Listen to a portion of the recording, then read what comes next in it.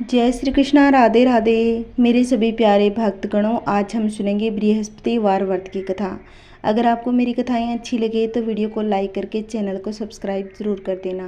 व्यक्ति श्रद्धा भाव के साथ बैसाख स्नान की कहानियों के साथ गुरुवार व्रत कथा को भी सुनता है। भगवान विष्णु सभी कष्ट दूर कर देते हैं और भगवान विष्णु की कृपा से उनकी सभी मनोकामनाएं पूर्ण हो जाती है। बोलिए विष्णु भगवान की जय। भक्तों, अब हम श्रद्धा भाव और प्रसन्नचित मन से इस कथा को सुनते हैं। प्राचीन समय की बात है। भारतवर्ष में एक राजा राज करता था। वह बड़ा प्रतापी और दानी था।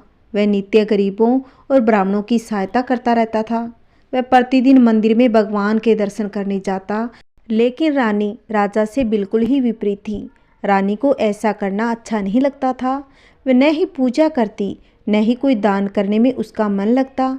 एक दिन राजा शिकार खेलने वन को चले गए। उस समय महल में रानी और दासी अकेली थी। उसी समय बृहस्पति देव साधु वेश में राजा के महल में भिक्षा के लिए गए और भिक्षा मांगने लगे, तो रानी ने भिक्षा देने से मना कर दिया। रानी ने कहा कि हे साधु महाराज, मैं तो दान पुण्य से तंग आ गई हूँ। इस कार्य के लिए मेरे पतिदेव ही काफी है। अब आप ऐसी कृपा करें कि सारा धन नष्ट हो जाए तथा मैं आराम से जी सकूं। साधु ने कहा कि देवी, तुम तो बड़ी ही अजीब हो। धन और संतान से कौन दुखी होता है? इसकी तो सभी कामना करते हैं। पापी भी पुत्र और धन की इच्छा करते हैं। अगर तुम्हारे पास अधिक धन है तो भूखे मनुष्य को भोजन कराओ, प्याऊ लगवा दो, ब्राह्मणों को दान दो, कुआं, तालाब, बावड़ी, बाग बगीचे आदि का निर्माण करवा दो, मंदिर, पाठशाला, धर्मशाला बनवाकर दान दो, निर्धनों की कुंवारी कन्याओं का विवाह करवा दो, साथ ही यज्ञ आदि कर्म करो, अपने धन को शुभ कार्य के लिए खर्च कर दो। ऐसे करने से तुम्हारा नाम परलोक में सार्थक होगा और तुम्हें स्वर्ग की प्राप्ति होगी। लेकिन रानी पर उसका कोई भी प्रभाव न पड़ा। वह बोली, महाराज, मुझे ऐसे धन की आवश्यकता नहीं जिसको मैं अन्य लोगों में दान करती फिरूं, जिसको रखने और संभालने में ही मेरा सारा समय नष्ट हो जाए। अब आप ऐसी कृपा करें कि मेरा सारा धन नष्ट हो जाए तथा मैं और राजा दोनों आराम से रहें। साधु ने उत्तर दिया, यदि तुम्हारी ऐसी इच्छा है तो मैं जैसा कहता हूँ तुम वैसा ही करना।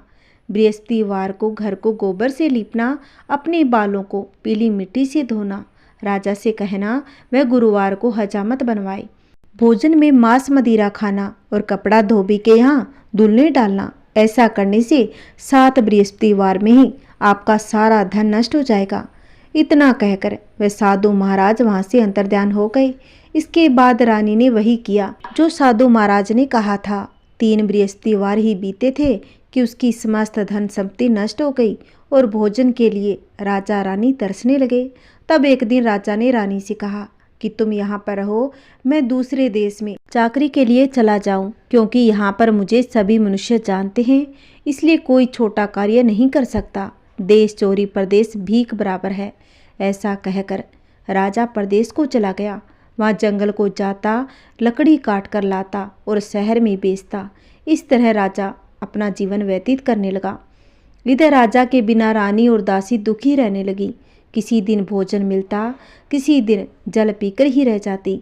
एक समय जब रानी और दासी को 7 दिन तक बिना भोजन के रहना पड़ा, तो रानी ने अपनी दासी से कहा कि हे दासी, पास ही की नगर में मेरी बहन रहती है, वह बड़ी धनवान है, तू उसके पास जा और 5 सेर भेजकर मांग कर लिया, ताकि कुछ समय के लिए थोड़ा गुजर बसर हो जाएगा। दासी रानी की बहन के पास गई।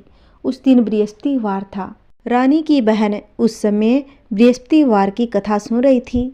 दासी ने रानी की बहन को अपनी रानी का संदेश दिया, लेकिन रानी की बहन ने कोई उत्तर नहीं दिया। जब दासी को रानी की बहन से कोई उत्तर नहीं मिला तो वह बहुत ही दुखी हो गई। उसे क्रोध भी आया। दासी ने वापस आकर रानी को सारी बात कही। सुनकर रानी ने कहा कि हे दासी, इसमें मेरी बहन का कोई दोष नहीं। जब बुरा समय आता है तब कोई सहारा नहीं देता। अच्छे बुरे का पता विपत्ति आने पर ही लगता है। जो ईश्वर की इच्छा होगी वही होगा। यह सब हमारे भाग्य का दोष है। यह सब कहकर रानी ने अपने भाग्य को कोसा। उधर रानी की बहन ने सोचा कि मेरी बहन की दासी आई थी, लेकिन मैं उस समय नहीं बोल पाई। इसे दासी को बहुत दुख हुआ होगा। कथा सुनकर पूजन समाप्त कर वह अपनी बहन के घर गई और कहने लगी, हे बहन, मैं बृहस्पतिवार का व्रत कर रही थी। तुम्हारी दासी गई, लेकिन जब तक कथा होती है तब तक न तो उठते हैं नहीं बोलते हैं, इसलिए मैं नहीं बोल पाई। कहो दासी क्यों गई थी? रानी बोली, बहन, हमारे घर अनाज नहीं था। ऐसा कहते कहते रानी की आंखों में आंसू आ गए। उसने दासियों समेत 7 दिन तक भूखा रहने की बात अपनी बहन को कही। इसलिए मैंने दासी को तुम्हारे पास 5 सेर भेजर लाने के लिए भेजा था। रानी की बहन बोली, बहन देखो, बृहस्पति देव सबकी मनोकामना पूर्ण करते हैं। देखो शायद तुम्हारे घर में अनाज रखा हो। पहले तो रानी को विश्वास नहीं हुआ, परंतु बहन के बार बार आग्रह करने पर उसने दासी को अंदर भेजा। दासी घर के अंदर गई तो वहां पर उसे एक घड़ा भेजर से भरा मिला। उसे बड़ी हैरानी हुई। उसने पहले सभी घड़े देख रखे थे। उसने बाहर आकर रानी को बताया। दासी रानी से कहने लगी कि हे रानी, जब हमको भोजन नहीं मिलता तो हम व्रत ही तो कर रहे थे, इसलिए क्यों न इससे व्रत की कथा और विधि के बारे में पूछ लिया जाए, हम भी व्रत किया करेंगे। दासी के कहने पर रानी ने अपनी बहन से बृहस्पति व्रत के बारे में पूछा। उसकी बहन ने कहा, बृहस्पति के व्रत में चने की दाल, गुड़ और मुनक्का से भगवान विष्णु का केले के वृक्ष की जड़ में पूजन करना चाहिए तथा दीपक जलाएं और कथा सुने। उस दिन एक ही समय भोजन करें। भोजन में पीले खाद्य पदार्थ का सेवन करें। इससे गुरु भगवान प्रसन्न होते हैं, अन्न, पुत्र और धन का वरदान देते हैं। साथ ही सभी मनोकामनाएं भगवान विष्णु अवश्य ही पूर्ण करते हैं। व्रत और पूजन की विधि बताकर रानी की बहन अपने घर को चली आई। रानी और दासी दोनों ने अब निश्चय कर लिया कि बृहस्पति देव भगवान का पूजन जरूर ही करेंगे। 7 रोज बाद जब बृहस्पतिवार आया तो उन्होंने व्रत रखा। गुड़साल में जाकर चना और गुड़ बीन लाई तथा उसकी दाल से केले की जड़ तथा भगवान विष्णु का पूजन किया। अब पीला भोजन कहाँ से आई? दोनों बड़ी दुखी हो गई, परंतु उन्होंने व्रत किया था, इसलिए बृहस्पति देव भगवान प्रसन्न थे। भगवान बृहस्पति देव एक साधारण व्यक्ति के रूप में 2 थालों में पीला भोजन लेकर आए और दासी को देकर बोले कि हे दासी, यह भोजन तुम्हारे और तुम्हारी रानी के लिए है, इसे तुम दोनों ग्रहण करना। दासी भोजन पाकर बहुत ही प्रसन्न हो गई। उसने रानी से कहा, चलो रानी जी, भोजन कर लो। परंतु रानी को भोजन आने के बारे में कुछ भी पता नहीं था, इसलिए उसने कहा कि जा तू ही कर भोजन, क्योंकि व्यर्थ में हमारी हंसी उड़ाती है। तब दासी ने कहा, एक व्यक्ति भोजन दे गया था। तब रानी ने कहा, वह व्यक्ति तेरे लिए ही भोजन दे गया था, तू ही भोजन कर। तब दासी ने कहा, वह व्यक्ति हम दोनों के लिए 2 थालों में सुंदर पीला भोजन दे गया था, इसलिए मैं और आप दोनों ही साथ साथ भोजन करेंगे। यह सुनकर रानी बहुत ही प्रसन्न हो गई और दोनों ने गुरु भगवान को नमस्कार कर भोजन किया। उसके बाद वे प्रत्येक बृहस्पतिवार को गुरु भगवान का व्रत और पूजन करने लगी। बृहस्पति भगवान की कृपा से उनके पास पहले की तरह धन हो गया, लेकिन रानी फिर से ही पहले की तरह आलस्य करने लगी। तब दासी बोली, देखो रानी, तुम पहले भी इस प्रकार आलस्य करती थी, तुम्हें धन रखने में कष्ट होता था, इस कारण सभी धन नष्ट हो गया। अब गुरु भगवान की कृपा से फिर से धन मिला है तो फिर से तुम्हें आलस्य होने लगा। बड़ी मुसीबतों के बाद हमने यह धन पाया है, इसलिए हमें दान पुण्य करना चाहिए। अब तुम भूखे मनुष्यों को भोजन कराओ, प्याऊ लगवा दो, ब्राह्मण को दान दो, कुआं, तालाब, बावड़ी और बाग बगीचे आदि का निर्माण करवाओ, मंदिर, पाठशाला, धर्मशाला बनवाकर दान दो, निर्धनों की कुंवारी कन्याओं का विवाह करवाओ, साथ ही यज्ञ आदि कर्म करो, अपने धन को शुभ कार्यों में खर्च करो, जिससे तुम्हारे कल का यश बढ़े और स्वर्ग प्राप्त हो और पितर भी प्रसन्न हो। दासी की बात मानकर रानी शुभ कर्म करने लगी। उसका यश फैलने लगा। एक दिन रानी और दासी आपस में विचार करने लगी कि न जाने राजा किस दशा में होंगे, क्या करते होंगे, उनकी कोई खोज खबर नहीं। उन्होंने श्रद्धापूर्वक बृहस्पतिवार भगवान से प्रार्थना की कि राजा जहाँ भी हो शीघ्र वापस लौट आए। उसी रात्रि को बृहस्पति देव ने राजा को स्वप्न में कहा कि हे राजा, उठ, तेरी रानी तुझको याद करती है, अपने देश को लौट जा। प्रातःकाल राजा उठा और जंगल से लकड़ी काटने के लिए जंगल की ओर चला जा रहा था। जंगल से गुजरते हुए विचार करने लगा कि रानी की गलती से उसे कितने दुख भोगने पड़े। राजपाट छोड़कर जंगल में आकर रहना पड़ा। जंगल से लकड़ी काटकर शहर में बेचकर गुजारा करना पड़ा और अपनी दशा को याद करके राजा व्याकुल होकर रोने लगा। उसी समय राजा के पास बृहस्पति देव साधु के वेश में आकर बोले, हे लकड़हारे, तुम इस सुनसान जंगल में किस चिंता में बैठे हो, मुझे बतलाओ। यह सुन राजा के नेत्रों में जल भर आया। साधु की वंदना कर राजा ने अपनी संपूर्ण कहानी सुना दी। महात्मा दयालु होते हैं। वे राजा से बोले कि हे राजा, तुम्हारी पत्नी ने बृहस्पति देव के प्रति अपराध किया था, जिसके कारण तुम्हारी यह दशा हो गई। अब तुम चिंता मत करो, भगवान तुम्हें पहले से अधिक धन देंगे। देखो, तुम्हारी पत्नी ने बृहस्पतिवार का व्रत शुरू कर दिया है। अब तुम भी बृहस्पतिवार के व्रत में चने की दाल, गुड़ और मुनक्का से भगवान विष्णु का केले के वृक्ष की जड़ में पूजन करो तथा दीपक जलाकर कथा सुनो। उस दिन एक ही समय भोजन करना, लेकिन भोजन में पीले खाद्य पदार्थ का सेवन करना। भगवान तुम्हारी सब मनोकामनाओं को पूर्ण कर देंगे। साधु की बात मानकर राजा बोला कि हे प्रभु, लकड़ी बेचकर तो इतना पैसा नहीं आता कि जिससे भोजन के बाद मैं कुछ बचा सकूं। मैंने रात्रि में अपनी रानी को व्याकुल देखा था। मेरे पास कोई साधन नहीं जिससे उसका समाचार जान सकूं। फिर मैं कौन सी कहानी कहूँ, यह भी मुझको मालूम नहीं। साधु ने कहा कि हे राजा, मन में बृहस्पति भगवान के पूजन व्रत का निश्चय करो। वे स्वयं तुम्हारे लिए कोई राह बना देंगे। बृहस्पतिवार के दिन तुम रोजाना की तरह लकड़ियां बेचकर शहर को जाना। तुम्हें रोज से दुगना धन मिलेगा, जिससे तुम भली भांति भोजन कर लोगे तथा बृहस्पति देव की पूजा का सामान भी ले आओगे। इतना कहकर साधु अंतर्ध्यान हो गए। धीरे धीरे समय व्यतीत होने पर फिर वही बृहस्पतिवार का दिन आया। लकड़हारा जंगल से लकड़ी काटकर किसी शहर में बेचने गया। उसे उस दिन से ज़्यादा धन मिला और राजा ने चना गुड़ आदि लाकर गुरुवार का व्रत किया। उस दिन से उसके सभी कलेश दूर हो गए। परंतु जब दोबारा गुरुवार का दिन आया तो बृहस्पतिवार का व्रत करना ही भूल गया। इस कारण बृहस्पति भगवान नाराज हो गए। उस दिन उस नगर के राजा ने विशाल यज्ञ का आयोजन किया तथा शहर में यह घोषणा करवा दी कि कोई भी मनुष्य अपने घर में भोजन न बनाए, न आग जलाए। समस्त जनता मेरे यहाँ भोजन करने आए। इस आज्ञा को जो भी न मानेगा उसे फांसी की सजा दी जाएगी। इस तरह की घोषणा संपूर्ण नगर में करवा दी। राजा की आज्ञा के अनुसार शहर के सभी लोग भोजन करने गए, लेकिन लकड़हारा कुछ देर के बाद पहुंचा। इसलिए राजा उसको अपने साथ महल में ले गया और ले जाकर भोजन करा रहे थे तो रानी की दृष्टि उस खूंटी पर पड़े जिस खूंटी पर उसका हार लटका हुआ था। वह वहां दिखाई नहीं दिया। रानी ने निश्चय किया कि यह मेरा हार इस मनुष्य ने चुराया होगा। उसी समय सिपाहियों को बुलाकर उसको कारागार में डलवा दिया। जब लकड़हारा कारागार में पड़ गया और बहुत दुखी होकर विचार करने लगा कि न जाने कौन से पूर्व जन्म के कर्म से मुझे दुख प्राप्त हुआ है, उसी साधु को याद करने लगा जो कि जंगल में मिला था। उसी समय बृहस्पति देव साधु के रूप में प्रकट हुए। उसकी दशा को देखकर कहने लगे, अरे मूर्ख, तूने बृहस्पति देव की कथा नहीं करी, इस कारण तुझे दुख प्राप्त हुआ है।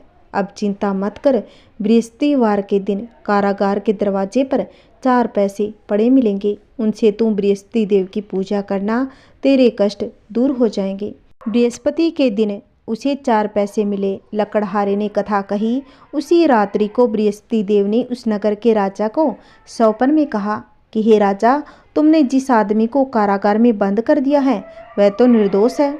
वह एक राजा है, उसे छोड़ देना। रानी का हार उसी खूंटी पर लटका है। अगर तू ऐसा नहीं करेगा तो मैं तेरे राज्य को नष्ट कर दूंगा।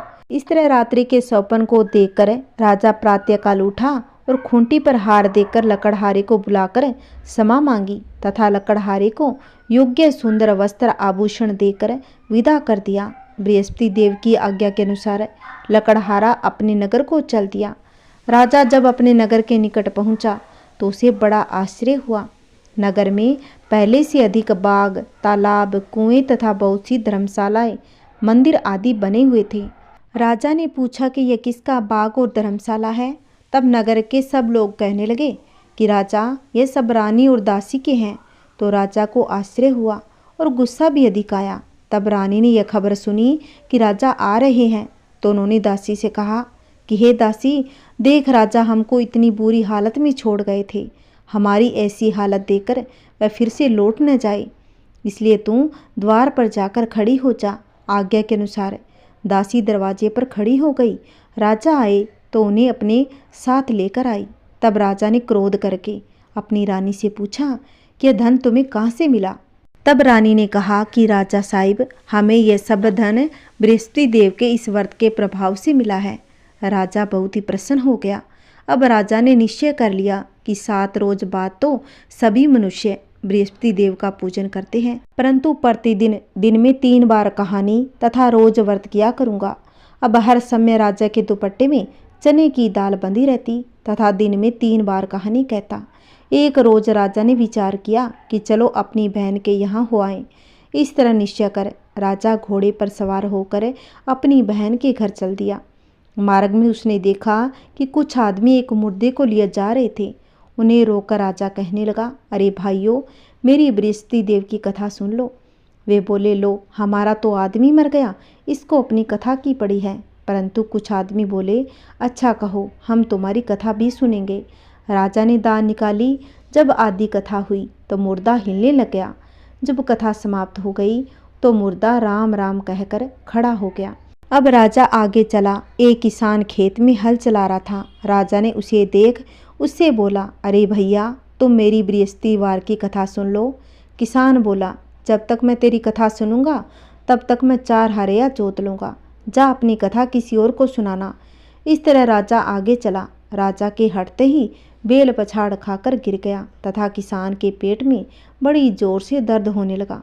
उस समय उसकी माँ रोटी लेकर आई। उसने जब ये देखा कि अपने पुत्र को सब हाल पूछा, बेटे ने सभी हाल कहा, तो बुढ़िया दौड़ी दौड़ी उस घुड़सवार के पास गई और उससे बोली, मैं तेरी कथा सुनूंगी, तू अपनी कथा मेरे खेत पर चलकर कहना। राजा ने बुढ़िया के खेत पर जाकर कथा कही, जिसे सुनते ही बेल उठकर खड़ा हो गया तथा किसान के पेट का दर्द भी ठीक हो गया। अब राजा अपनी बहन के घर पहुंचा।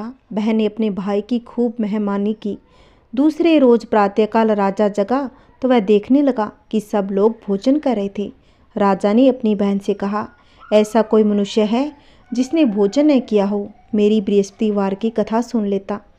बहन ने कहा, भैया, यह देश ऐसा है कि पहले यहाँ भोजन करते हैं, बाद में अन्य काम करते हैं। अगर कोई पड़ोसी में होगा तो चलो मैं देख कर आती हूँ। वह ऐसा कहकर देखने चली गई, परंतु उसे कोई ऐसा व्यक्ति नहीं मिला जिसने भोजन न किया हो। अतः वह एक कुम्हार के घर गई जिसका लड़का बीमार था। उसे मालूम हुआ कि उनके यहाँ 3 रोज से किसी ने भोजन नहीं किया। रानी ने अपने भाई की कथा सुनने के लिए कुम्हार से कहा, तो कुम्हार कथा सुनने के लिए तैयार हो गया। राजा ने जाकर बृहस्पतिवार की कथा कही, जिसको सुनकर उसका लड़का ठीक हो गया। अब तो राजा की प्रशंसा होने लगी। एक रोज राजा ने अपनी बहन से कहा कि हे बहन, हम अपने घर को जाएंगे, तुम भी तैयार हो जाओ। राजा की बहन ने अपनी सास से कहा, मैं भी अपनी बहन के साथ हो आऊँ। तो सास ने कहा, हाँ चली जा, परंतु अपने लड़कों को मत लेके जाना, क्योंकि तेरे भाई के कोई औलाद नहीं है। बहन ने अपने भैया से कहा कि भाई, मैं तो चलूँगी, पर कोई बालक नहीं जाएगा। राजा बोला, जब कोई बालक ही नहीं चलेगा तो तुम क्या करोगी। बड़े दुखी मन से राजा अपने नगर को लौट आया। राजा ने अपनी रानी से कहा, हम निर्वंशी है, हमारा मुँह देखने का धर्म नहीं, और बिना भोजन किए ही सो गया। रानी बोली, हे राजन, बृहस्पति देव ने हमें सब कुछ दिया है, वह हमें औलाद भी अवश्य ही देंगे। उसी रात को बृहस्पति देव ने राजा के सौपन में कहा, हे राजा, उठ, सभी सोच त्याग दे, तेरी रानी गर्भ से है। राजा ने सुबह उठकर सौपन की बात रानी को बताई। रानी यह बात सुनकर बड़ी ही प्रसन्न हो गई। 9वें महीने में उसके गर्भ से एक सुंदर पुत्र पैदा हुआ। तब राजा बोला, हे रानी, स्त्री बिना भोजन के रह सकती है, पर बिना कहे नहीं रह सकती। जब मेरी बहन आए तुम उससे कुछ मत कहना। रानी ने सुनकर कहा, ठीक है। जब राजा की बहन ने यह शुभ समाचार सुना तो अपने भाई के घर बधाई लेकर आ गई। तभी रानी ने कहा कि घोड़ा चढ़कर तो नहीं आई, गधा चढ़ी आई है। राजा की बहन बोली, भाभी मैं इस प्रकार न कहती तो तुम्हें औलाद कैसे मिलती। बृहस्पति देव ऐसे ही हैं, जैसी जिसके मन में कामनाएं हैं सभी को पूर्ण करते हैं। जो सद्भावना पूर्वक बृहस्पति देव का व्रत करता है एवं कथा पढ़ता है अथवा सुनाता है, उसकी सभी मनोकामनाएं बृहस्पति देव भगवान पूर्ण कर देते हैं। जैसे सच्ची भावना से रानी और राजा ने उनकी कथा का गुणगान किया तो उनकी सभी इच्छाएं भगवान बृहस्पति देव ने पूर्ण की थी। अब राजा और रानी ने इस कथा को भी सुना। प्राचीन काल में एक ब्राह्मण रहता था। वह बहुत ही निर्धन था, उसके कोई संतान नहीं थी। उसकी स्त्री बहुत ही मलिनता के साथ रहती थी। वह न तो स्नान करती न किसी देवता का पूजन करती। इससे ब्राह्मण देवता बड़े ही दुखी हो जाते। बेचारे बहुत कुछ कहते किंतु उसका परिणाम कुछ भी नहीं निकलता। भगवान की कृपा से ब्राह्मण की स्त्री के कन्या रूपी रतन पैदा हुआ। कन्या बड़ी होने पर प्रातः स्नान करके भगवान विष्णु का जाप वह बृहस्पतिवार का व्रत करने लगी। अपने पूजा पाठ को समाप्त करके विद्यालय को जाती, अपनी मुट्ठी में जौ भर के ले जाती और पाठशाला के मार्ग में डालती जाती। तब वे जौ सोने के हो जाते। लौटते समय उनको बीन कर वो घर ले आती थी। एक दिन वह बालिका सूप में उस सोने के जौ को फटकार कर साफ कर रही थी। उसके पिता ने देख लिया और कहा कि हे बेटी, सोने के जौ के लिए सोने का सूप होना चाहिए। दूसरे दिन बृहस्पतिवार था। इस कन्या ने व्रत रखा। भगवान बृहस्पति देव से प्रार्थना करके कहा, मैंने आपकी पूजा अगर सच्चे मन से की हो तो मेरे लिए सोने का सूप दो। बृहस्पति देव ने उसकी प्रार्थना स्वीकार कर ली। रोजाना की तरह वह कन्या जौ फैलाती हुई जब पाठशाला जाने लगी। जब लौटकर जौ बीन रही थी तो बृहस्पति देव की कृपा से सोने का सूप मिला। उसे वह घर ले आई और उसमें जौ साफ करने लगी, परंतु उसकी माँ का तो वही ढंग रहा। एक दिन की बात है कि वह कन्या सोने के सूप में जौ को साफ कर रही थी। उसी समय उस शहर का राजपुत्र वहाँ से होकर निकला। इस कन्या के रूप और कार्य को देखकर वह उस कन्या पर मोहित हो गया तथा अपने घर आकर भोजन तथा जल त्याग कर उदास होकर लेट गया। राजा को इस बात का पता लगा तो वो अपने मंत्रियों के साथ उसके पास गए और बोले कि बेटा, तुम्हें किस बात का कष्ट है? किसी ने कोई अपमान किया है अथवा कोई और कारण हो सो मुझे कहो। मैं वही कार्य करने के लिए तैयार हूँ जिससे तुम्हें प्रसन्नता हो। अपने पिता की राजकुमार ने बातें सुनी और वह बोला कि पिताजी, मुझे आपकी कृपा से किसी बात का दुख नहीं है। किसी ने मेरा कोई अपमान नहीं किया, परंतु मैं उस लड़की से विवाह करना चाहता हूँ जो सोने के सूप में जौ साफ कर रही थी। यह सुनकर राजा आश्चर्य में पड़ गया और बोला कि बेटा, इस तरह की कन्या का पता हम कैसे लगाएं? यह पता तुम्हें ही लगाना होगा। मैं उसके साथ तेरा विवाह अवश्य ही करवा दूंगा। राजकुमार ने उस लड़की के घर का पता लगवाया। तब मंत्री उस लड़की के घर गए और ब्राह्मण देवता को सभी हाल बताया। ब्राह्मण देवता राजकुमार के साथ अपनी कन्या का विवाह करने के लिए तैयार हो गया तथा विधि विधान के अनुसार ब्राह्मण की कन्या का विवाह राजकुमार के साथ हो गया। कन्या के घर से जाते ही पहले की भांति उस ब्राह्मण देवता के घर में गरीबी का निवास हो गया। अब भोजन के लिए वे अन्न बड़ी मुश्किल से मिलता था। एक दिन दुखी होकर ब्राह्मण देवता अपनी पुत्री के पास गया। बेटी ने पिता की दुखी अवस्था को देखा और अपनी माँ का हाल पूछा।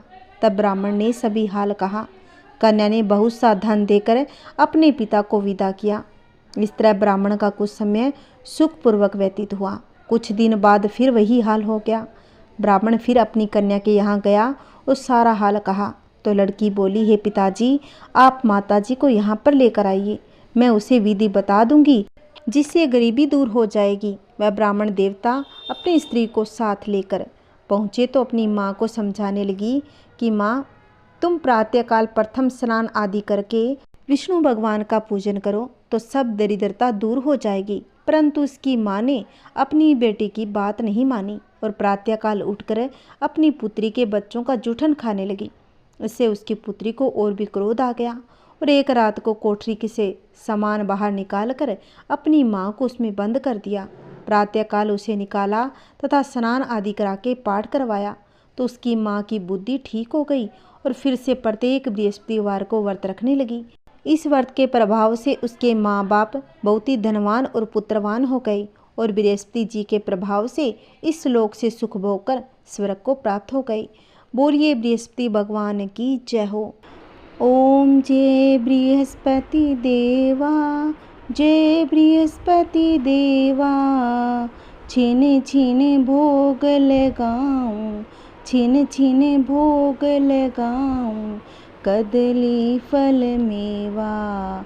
ओम जय बृहस्पति देवा, तुम पूर्ण परमात्मा, तुम अंतर्यामी, प्रभु तुम अंतर्यामी, जगत पिता जगदीश्वर, तुम सबके स्वामी। ओम जय बृहस्पति देवा, चरणा अमृत निज निर्मल, सब पातक हरता, प्रभु सब पातक हरता, सकल मनोरथ दायक, सकल मनोरथ दायक, कृपा करो भरता। ओम जय बृहस्पति देवा, तन मन धन अर्पण करे, जो जन शरण पड़े, प्रभु जो जन शरण पड़े, प्रभु परकट सब हो करे, आकर द्वार खड़े। ओम जय बृहस्पति देवा, दीन दयाल दयानिधि, भगतन हितकारी, प्रभु भगतन हितकारी, पाप दोष सब हरता, पाप दोष सब हरता, भव बंधन हारी। ओम जय बृहस्पति देवा, सकल मनोरथ दायक, सब संशय तारो, प्रभु सब संशय तारो, विषय विकार मिटाओ, विषय विकार मिटाओ, संतन सुखकारी। ओम जय बृहस्पति देवा, जो कोई आरती तेरी प्रेम सहित गावे, ज्येष्ठानंद मंद सो निश्चय वह पावे। ओम जय बृहस्पति देवा, ओम जय बृहस्पति देवा। बोलिए बृहस्पति देव भगवान की जय, बोलिए विष्णु भगवान की जय, बोलिए माता लक्ष्मी की जय।